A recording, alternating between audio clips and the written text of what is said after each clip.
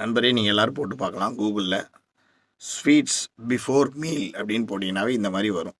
இது ஆக்சுவலாக என்னென்னு போட்டு பார்த்தீங்களா, can boost digestion by activating taste buds and digestive uses, preventing fermentation and bloating later and satisfying cravings early to stop overeating. புரியுதா?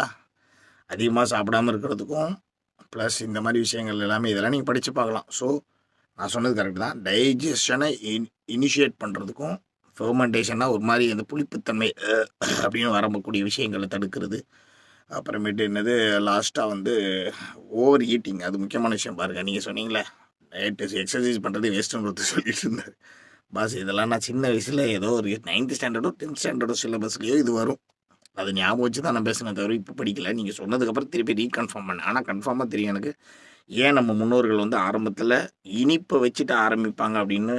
அதே மாதிரி பழகில மேலே உட்காந்து அதை பற்றி ஒரு பெரிய விஷயமே இருக்குது, ஈட்டிங் கான்செப்ட் ஆஃப் தமிழண்டா. ஸோ நீங்கள் அதை படித்து பாருங்கள்.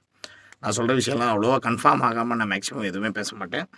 சில விஷயங்கள் தவறுதலாம், மனிதனுக்கு இயற்கை. பட் இந்த விஷயம் கொஞ்சம் கன்ஃபார்மான விஷயந்தான். நன்றி, வணக்கம். ஸோ அதனால் ஸ்வீட்டை முதல்ல கொஞ்சோண்டு சாப்பிட்டுட்டு அப்புறம் சாப்பாடை சாப்பிடுங்க.